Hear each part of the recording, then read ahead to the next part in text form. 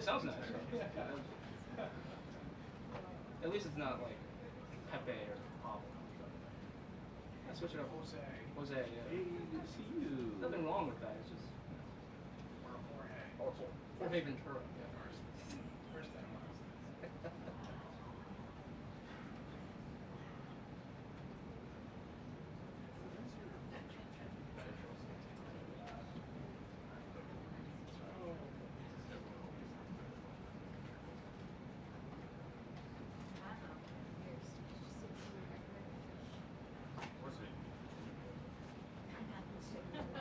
I've already included it in a note before.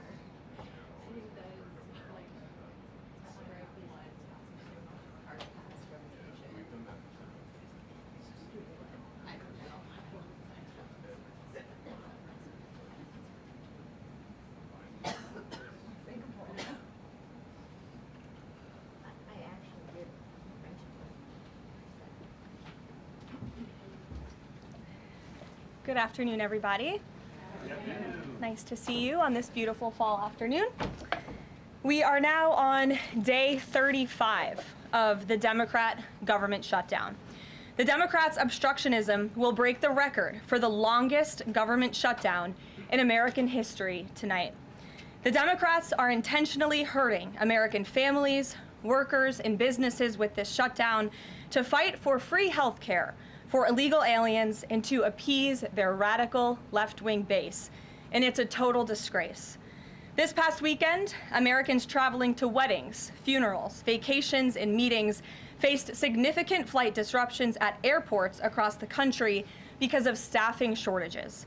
On Sunday alone, more than 5,000 flights traveling to and from U.S. airports were delayed. Since the Democrat shutdown began, 4 times as many staffing shortages have been reported at air traffic control facilities compared to last year. TSA checkpoint wait times ballooned past 3 hours at Houston's George Bush Intercontinental Airport, with some passengers enduring up to 5 hours in line. At nearby William P. Hobby Airport in Texas, security wait times are routinely exceeding 1 hour. More than 13,000 air traffic controllers are continuing to work without pay. Because of the Democrats, these men and women who keep our airspace safe and moving will miss a second paycheck in a row this Friday if Democrats refuse to open the government. Let me be clear to our incredible air traffic controllers across the country.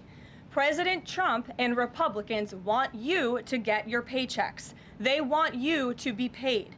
Please call on your Democrat senators and tell them to side with President Trump and Republicans to vote to reopen the government.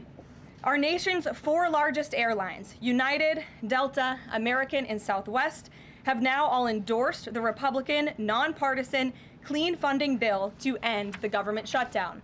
Major unions, collectively representing tens of thousands of pilots, have also joined the airlines in calling on Democrats to pass the clean, nonpartisan CR.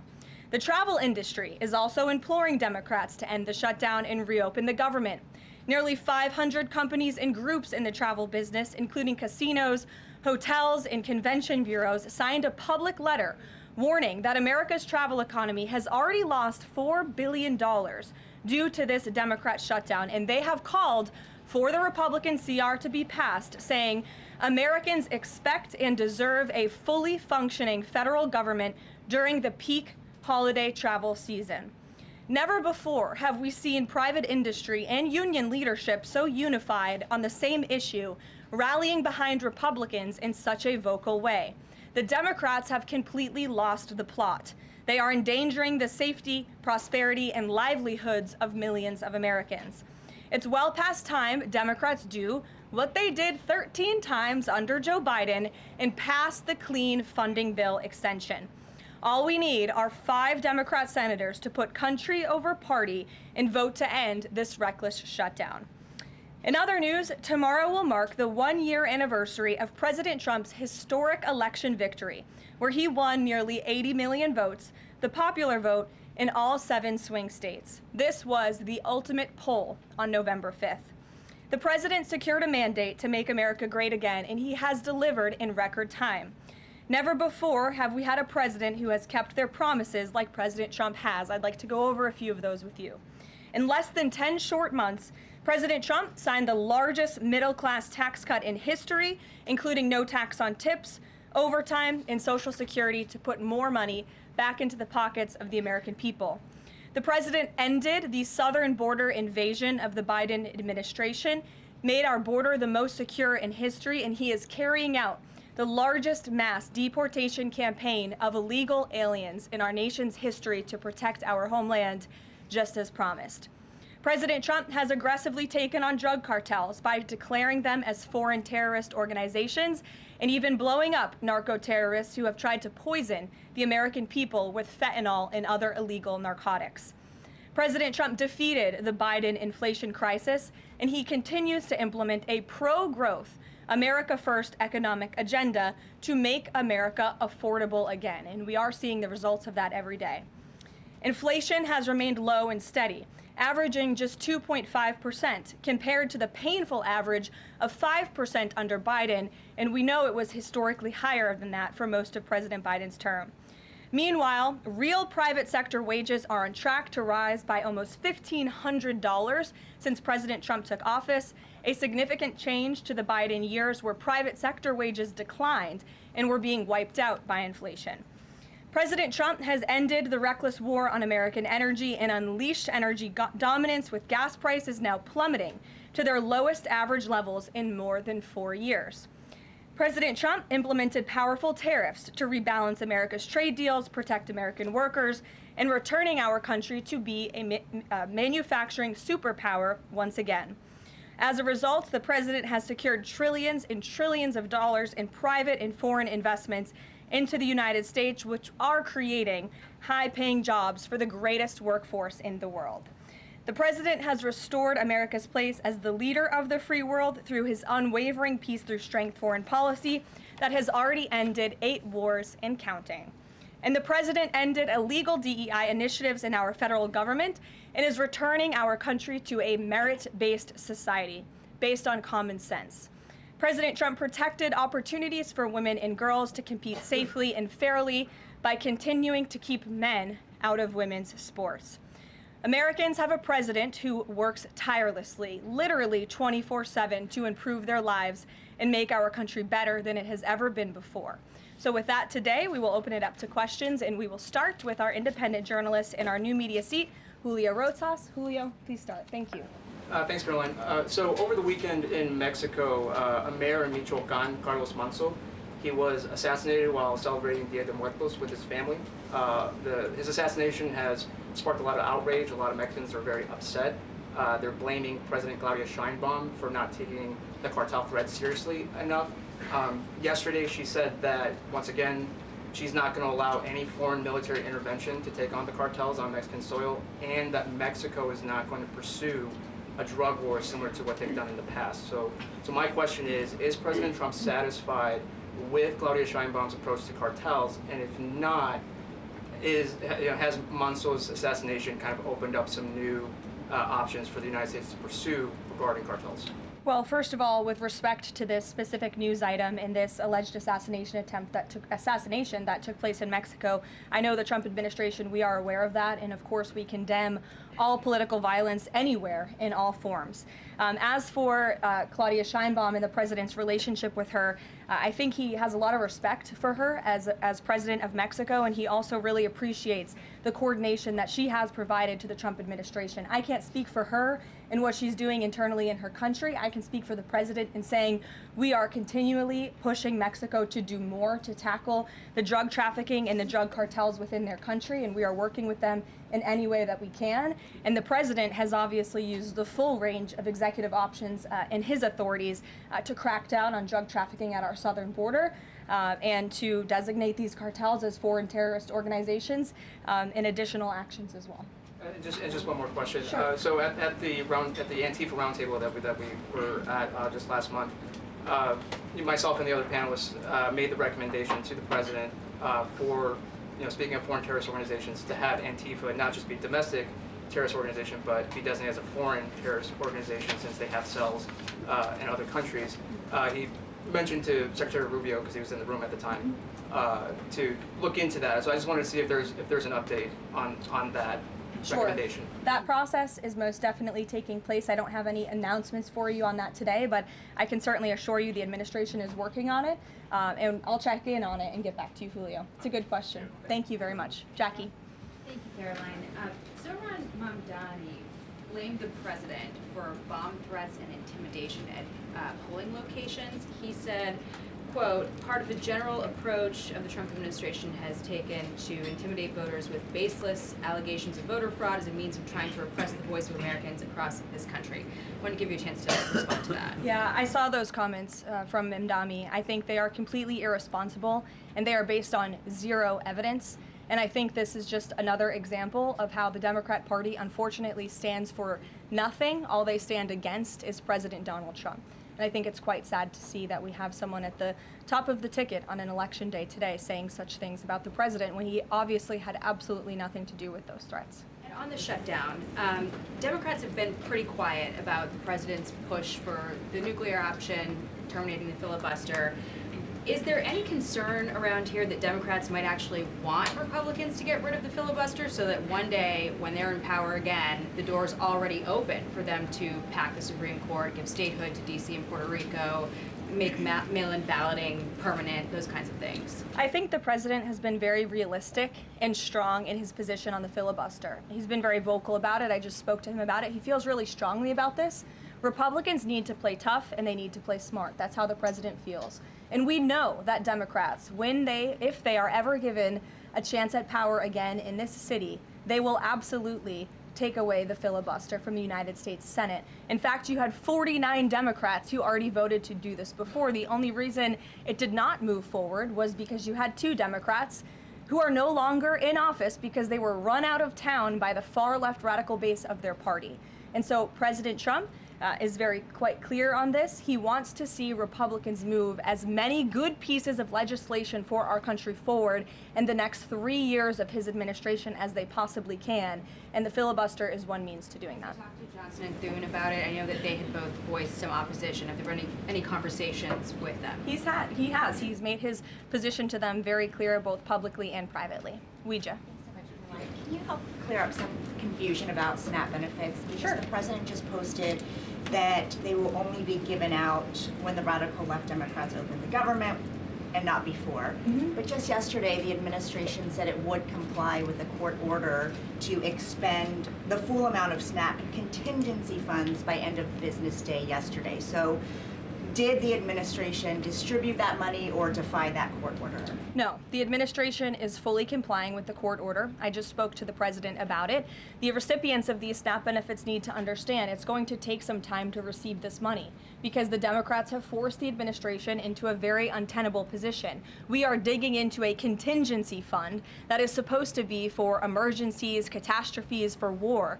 And the president does not want to have to tap into this fund in the future, and that's what he was referring to in his Truth Social post. So the Department of Agriculture, as for the latest SNAP payment in the judge's order, put out guidance to states today on how to get that money to the recipients of SNAP. But it's going to take some time. The best way to get the full amount of SNAP benefits to those beneficiaries is for Democrats to reopen the government. So to anyone who is a SNAP beneficiary at home who needs that assistance, and the president was just saying, this is for people who are truly needy, who need food, who need this assistance from the United States government. Democrats are holding it up and making it difficult for the administration to get those payments out the door. So if you are at home and you want your SNAP benefits, call the Democrats and tell them to reopen the government. Blocking that contingency fund for the future if this shutdown lingers on? Look, the president does not want to have to continue to dip into a contingency fund that doesn't even have enough money, by the way, to fund the full program. It takes $9 billion to get the full scale of the benefits out the door. This contingency fund only has about $5 billion in it. So again, Democrats need to reopen the government so we can get these benefits out the door for people who truly need them. Kate. Thanks. The president suggested that if Mamdani wins, that he would cut federal funding to New York. How much funding would be impacted? What would be impacted there? Well, look, we won't get ahead of the election results, nor will I speak to what the president may do in the future. We'll see how tonight goes, and then I'll let him speak on it further. And why did the administration exclude Democratic lawmakers last week? There was a briefing about U.S. strikes on alleged drug trafficking boats. Why were those Democrats excluded? The administration has briefed Congress on these matters 8 separate times, and Democrats have been included in those briefings. In fact, I know that Secretary Rubio will be on Capitol Hill tomorrow to brief the Gang of 12, which includes Democrats as well. So the president's made it very clear, if senators want to understand the administration's operations against narco drug traffickers, we are very happy to speak with them about that, and we will continue to do so. But we've been incredibly transparent. As I said, there's been 8 briefings on this topic, with the 9th coming tomorrow. Rachel. Thanks, Caroline. There's been some reporting out there about the possibility of furloughed workers not getting back pay. We know that the president signed that bill into law in his first term. Does the administration guarantee that all furloughed workers will get back pay? This is something we are very much open to discussing with Democrats as part of the discussions about the continuing resolution to keep the government open, and it's something that Republicans are talking with Democrats about right now. I won't get ahead of those negotiations or discussions. That's a possibility that may not happen, even though it's law. I just said Republicans in the White House are very much open to discussing this with Democrats. And then just one last question. As this government shutdown now drags on, about to make history as the longest government shutdown in American history, can you talk about what the president is personally doing to try to see an end to this? He's pushing Republicans to keep voting and to keep opening up the Senate floor to vote for the clean continuing resolution. He had the Senate Majority Leader and the House Caucus Leader, Hakeem Jeffries, here at the White House to talk about this in the very early stages, to give them a chance to come to their senses and avoid this entire government shutdown at the very beginning. And they chose not to. And I think it's been very clear to everyone in this room and to everyone across the country that the Democrats are playing partisan politics with our United States federal government. And all Republicans have wanted to do for the last 35 days is reopen the government. That has been the president's position since day one. It is his position today on day 35. And all we need are 5 common sense Democrats with have a little bit of courage and come to the table and vote with Republicans. I saw Senator John Fetterman on television last night saying that he hopes more folks in his party will step up. And we certainly agree with him on that point. Sure. Caroline, the president posted on True Social that the voting underway in California is, quote, rigged. What evidence does he have of that, and what does it mean that mail-in ballots in that state are under legal and criminal review?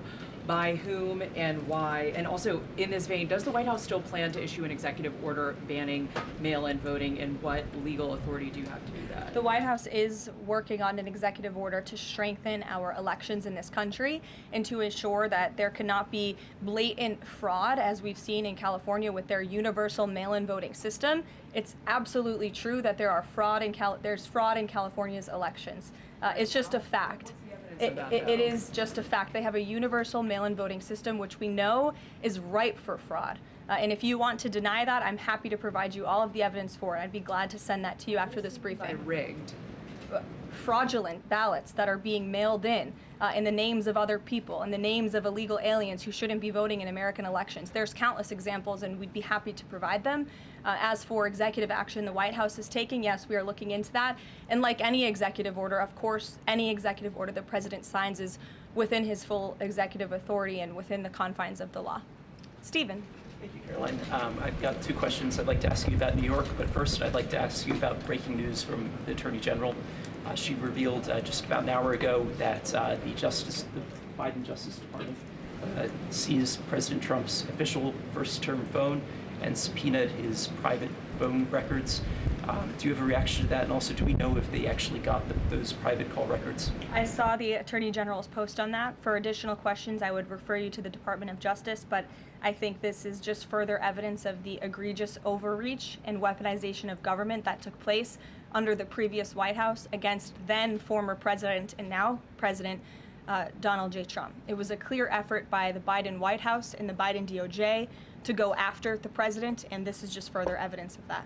On New York, we've seen the president's messages that he's put out, but could you describe how he's feeling as a New Yorker watching this election? Well, the president is a New Yorker and he loves New York. It is his home. He talks about that all of the time, and he's made his thoughts on this election quite clear, I think, himself. In the back, yes, go ahead. Thank you. Over the weekend, there were reports. I was going to you in the green, but go ahead and then you can have your question. Thank you. Over the weekend, there were reports that President Trump was due to host President of Syria, Ahmad al-Sharia, on Monday. Do you have any preview for that meeting? Is he expected to invite him to join the U.S.-led anti-ISIS coalition? I can confirm that that meeting will be taking place here at the White House on Monday, and this is part of the president's efforts in diplomacy to meet with anyone around the world in the pursuit of peace. And as you know, when the president was in the Middle East, he made the historic decision to lift sanctions on Syria to give them a real chance at peace. And I think the administration, we've seen good progress on that front under their new leadership. And so he will be here at the White House on Monday, and I'll let the president speak further on it on Monday. Yes, go ahead. Thank you, Caroline. I was just curious, you had mentioned there that President Trump, as we know, has been speaking with Republican leaders in Congress about reopening the government. Is he involved in any other negotiations, and is he prepared to sign something if a deal does come out by the end of this week? On top of that, with SNAP benefits, does he have any authorities or considering any authority there to release more funds to help people who are desperately needing these benefits? So look, I think I've already answered the question on SNAP. We're complying with the court's order, and we're getting that partial payment out the door as much as we can and as quickly as we can, but it's going to take some time because, again, this is a prorated payment that we're tapping into a contingency fund for. The best way to get those payments out the door is for Democrats to reopen the government. But yes, the president is in constant communication with his friends on Capitol Hill. They know, they call, he answers, he picks up the phone. He's a very transparent president in that way. And as soon as the Democrats pass the clean continuing resolution, President Trump will be here to sign it. Michael. Thank you, Caroline. President Trump has threatened to go into Nigeria guns ablazing if Nigeria's government does not stop the killing of Christians in that country. Has the White House heard back from Nigeria's government on this threat? As the president stated, Michael, if the Nigerian government continues to allow the killing of Christians, the United States will immediately stop all aid and assistance to Nigeria and may take action to wipe out the Islamic terrorists who are committing these horrible atrocities, especially against innocent women and children. I don't have any further announcements on that for you today, but I can assure you the President of the United States is watching this situation unfold very closely, as is our Secretary of State, Marco Rubio. Caroline, President Trump has endorsed Andrew Cuomo in New York City's mayoral race. He has not by name endorsed Winsome Sears in Virginia's gubernatorial race. Why is that? Look, as you know from this podium, I'm quite limited in what I can say with regards to ongoing political elections. I think the president has spoken for himself and what he wants to see take place in these elections today. Lalit. Thank you. I would like to ask you about India-US relationship. What is President's thoughts on the future of India-US relationship? I'm sorry, Lalit, can you repeat that? What is President's thoughts on future of India-US relationship? I think he feels very positive and strongly about it. As you know, he recently, a few weeks back, spoke to Prime Minister directly when he celebrated in the Oval Office Diwali with many high-ranking Indian American officials here at the White House. We have a great U.S. ambassador to India in Mr. Sergio Gore, who will represent our country very well. And the president and his trade team continue to be in very serious discussions with India with respect to that topic. So I know the president has great respect for Prime Minister Modi, and they speak pretty frequently. Thank you. Hi, yes. The air traffic controller crisis ongoing. Secretary Duffy said he will now start to cancel and ground flights next week to maintain safety. Should people fly next week given this new information, and is the administration encouraging people to stop flying altogether and look at alternative transportation modes? The administration is encouraging Democrats to reopen the federal government so this chaos and disruption to our air traffic control system in the United States of America stops. It is ridiculous that we have even gotten to this place and that the Democrats have continued to shut down the government with 35 days, our air traffic controllers continuing to work unpaid, every single major airline in our country coming out and begging the Democrats to please reopen the government. And you had a Democrat staffer who was quoted, I believe in Politico a few weeks back, saying, short of planes falling out of the sky, we are not going to reopen the government. That is a reckless and dangerous statement from someone who didn't want to put their name on that statement, but we know it came from the Democrat Party. And I think we're very clear. We want to reopen the government so we can resume travel in the safest and most efficient way possible, especially as we head into the busiest travel season of the month. We have Thanksgiving in a few weeks. And so Americans across the country need to make it very clear to their Democrat representatives that we want this government to be reopened so we can resume safe and efficient travel. Fran. Caroline, as of last I checked, the president still had not commented on the death of former Vice President Dick Cheney. Is the White House involved in the funeral arrangements in any way? Does the president plan to speak at the funeral? Has he spoken to anyone in the Cheney family today? And does the White House have an opinion on whether or not the former vice president should lie in honor or stay in the Capitol? I don't believe the White House is involved in that planning, or at least hasn't gotten to it yet. I know the president is aware of the former vice president's passing, and as you saw, flags have been lowered to half staff in accordance with statutory law. Jasmine. Thank you. Back on the question of the filibuster, how much political capital is President Trump willing to expend to get Republicans to do what he's asking? I mean, will we see him at the Hill? Will he be calling folks over here? What exactly is President Trump planning to do outside of these true socials and maybe some of these private conversations to get Republicans to fall in line? Look, I think you'll see. I think you'll see the president continue to engage very strongly and consistently with his friends on Capitol Hill. I don't have any meetings to read out for you at this time, but I think you should stay tuned and keep your eyes on Truth Social on this matter. The president's making his position on it quite clear. And again, he is right. Republicans need to play tough. We know that this is what the Democrats will do if they are ever given the keys to power again. And he wants to pass as many good pieces of legislation as we possibly can for our country and for our people. That includes election integrity reforms. It includes additional tax policy. It includes, fixing our immigration system further in ways that only Congress can.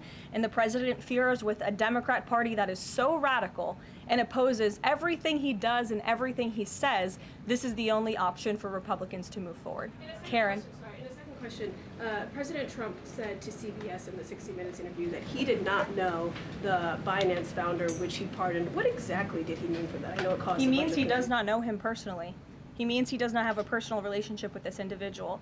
And when it comes to pardons, the White House takes them with the utmost seriousness, and the president understands the responsibility that he has as president to issue clemency and issue pardons to individuals who are seeking that. That's why we have a very thorough review process here that moves with the Department of Justice and the White House counsel's office. There's a whole team of qualified lawyers who look at every single pardon request that ultimately make their way up to the President of the United States. He's the ultimate final decision maker. And he was very clear when he came into office that he was most interested in looking at pardoning individuals who were abused and used by the Biden Department of Justice and were over-prosecuted by a weaponized DOJ. And the individual you're referring to, that was certainly the case. Even the judge in his case said that the sentencing that the Biden administration was asking for was egregious and went too far. And so the president is correcting that wrong, and he has officially ended the Biden administration's war on the cryptocurrency industry, and I think that's the message he sent with this pardon. Karen, yes. Back on the issue of back pay for furloughed workers, you said that the White House is open to discussing that with Democrats, but what would that discussion even be? There was a law, the president signed it in 2019. What could a discussion look like? Why is that even open for discussion? Look, Karen, as I said, Republicans are talking about that with Democrats right now, and I don't want to get in the middle of those sensitive conversations. But as we've complied with the SNAP order, the White House, the administration is always going to comply with the laws. We're always going to comply with the ruling of judges across the country. But the Republicans are discussing this matter with Democrats right now. Why would there even be a consideration of not paying those workers, though, Tom Dempsey with News Nation. Big day in the Supreme Court tomorrow with President Trump's tariff policy facing a legal challenge. What's at stake with that case? And if the Supreme Court rules against the Trump administration, what is Plan B for trade policy? I'll tell you, the White House is always preparing for Plan B. It would be imprudent of the president's advisors not to prepare for such a situation. With that said, we are 100% confident in the president and his team's legal argument in the merits of the law in this case, and we remain optimistic that the Supreme Court is going to do the right thing. The importance of this case cannot be overstated. The president must have the emergency authority to utilize tariffs. Look at what President Trump has been able to do with the leverage and the power of tariffs. He's been able to sign peace deals all over the world and end global conflicts and literally save lives. He's been able to bring in trillions of dollars of investments into our country. In fact, this year alone, we are going to cut the deficit by $600 billion, namely because of the president's effective use of tariffs. And the president strongly believes that economic security is a matter of national security, and tariffs have a lot to do with that. And this case is not just about President Trump. It's about the use of this emergency authorization for tariffs for future presidents and administrations to come, and we're confident and hopeful that the Supreme Court will do the right thing. Kristen. Why did President Trump get an MRI during his recent visit to Wall Street? Look, as President Trump said, he would inquire with the physicians. I'll check back on that. But as the physical itself stated, Kristen, and as you all know, because you are all witness to it, every single day the president is in optimal physical health. This was a follow-up appointment, and we provided a detailed readout of that physical. I'm happy to give it to you again, and I can inquire further. With all due respect, an MRI is a very specific procedure. It's done on a part of the body looking for something specific, so it's not generally part of any kind of routine checkup. And in addition, President Trump has said that he wants to be transparent. He told us to ask the doctors, which we have and have not heard back. Why don't we have more information on this? As I said, I'll check back for you. Go ahead. Caroline, can you update us on the mediation efforts this administration is leading in Sudan, trying to achieve a ceasefire there? Sure, yes. The United States is actively engaged in efforts to bring about a peaceful resolution to the terrible conflict in Sudan. We remain committed to working with our international partners, including Quad members, Egypt, Saudi Arabia, the UAE, as well as others, to lead a negotiated peace process that addresses both the immediate humanitarian crisis and the longer-term political challenges. I actually spoke with Secretary Rubio about this morning, as of course there's been, kind of an uptick in recent reporting on the matter, and he assured me that the administration is very much engaged. We're in pretty frequent communication with those Arab partners that I just mentioned, and we want to see this conflict come to a peaceful end, just as we have with so many others, but the reality is it's a very complicated situation on the ground right now. Yes. Hi, yes. Just trying to go back into the subject of Mexico. Is the Trump administration planning to send U.S. troops to Mexico to combat drug cartels, as reported by other outlets? That's not something I would confirm from this podium if it were happening, so I will not comment on that. Eamon. Thank you, Caroline. Why did the president decide not to go to the Supreme Court tomorrow? He'd indicated earlier that he might want to go and attend in person. Yeah. Now he's saying he's not going to go. Why? The president did have an interest in attending the Supreme Court hearing tomorrow, as I just expressed how important it is to him, the administration, and the country, this case. But he is traveling to Miami tomorrow, as you all know, to give an economic address with the mayor of Miami and many global business leaders to talk about his historic success with the economy over the past 10 months and talk about sort of where we are headed as a country in terms of our economy. So he'll be traveling tomorrow on the road in Miami. That's why he won't be here, but Secretary Scott Bessent will be in attendance at the hearing tomorrow at the request of the president. He has said that he doesn't want to export the high-end NVIDIA chips to China, but the Wall Street Journal reported yesterday that there was some question about whether the president would raise this as a possible concession with the Chinese side during his meeting with Xi Jinping. So does the White House consider NVIDIA chip exports to China to be a closed issue right now, or is this an ongoing negotiation between the United States, China, and NVIDIA at this point? The president has made his position on this very clear, both to the Chinese and also to all of you. He's answered this question directly. As for the most advanced chips, the Blackwell chip, that's not something we're interested in selling to China at this time. Annie?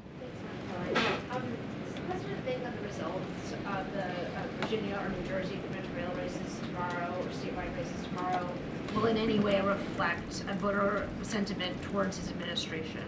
Look, Annie, I'm not at liberty to talk about the election results, and I certainly won't get ahead of them. I'm not going to engage in hypotheticals that may or may not happen tonight. We'll have to watch and see. And I'm sure you'll hear directly from the president tomorrow on that point. Quickly on Snap, just really quickly, is there anything that prompted the president's tweet this morning? Because it did seem quite different from some of his other communications about Snap. It seemed a little bit out of the left field. I'm just wondering if he had a conversation or if there's anything you're aware of that caused him to decide to, around 11 o'clock, to send out that message. Look, the president is constantly well read on the news, as you know. and he's very much aware we are in day 35 of a government shutdown in which these SNAP benefits, we're pushing them out the door. USDA put out that guidance to the states this morning. The president was aware of that, and he wants to make it very clear that these benefits are in jeopardy because of the Democrats, and they should just open the government so that we can continue getting these funds out the door in an easier and more efficient way. There's some new reporting that just dropped a few minutes ago that the Trump administration is negotiating with the makers of Ozempic to sell some weight loss drugs for $149 a month. That's according to the Wall Street Journal. Do you have any more information on that? Can you confirm that? I think the president has said himself in previous Most Favored Nations announcements that this is something that the administration has been engaged in and looking into. I won't get ahead of the president on any future announcements, but I will echo his strong commitment to bringing down drug prices in this country. And you've heard it directly from Secretary Kennedy and Dr. Marty McCary and his entire Health and Human Services team, how committed the president is to bringing down the cost of drugs, and we're working with pharmaceutical companies to do that every day. Very quickly, Karoline, on SNAP. I know it's been asked, and I know Ouija asked it, but I want to put a fine point on it. You talked about the president's post here, and he wrote that SNAP benefits will only be given when the radical left Democrats open up the government. I understand your previous answers, but as written, how would that not violate a court order as it's written? I've now answered this question several times, Gabe. We are complying with the court's order.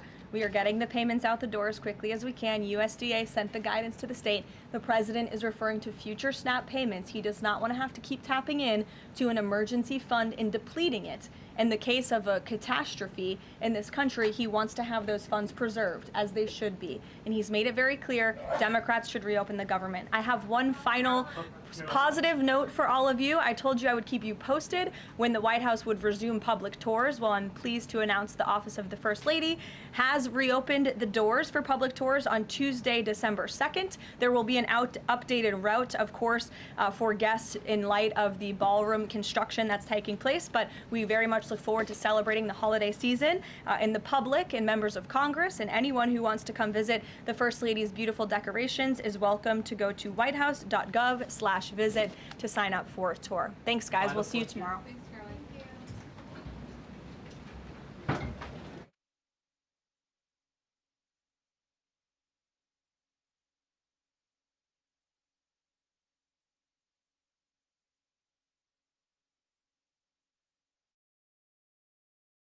Caroline.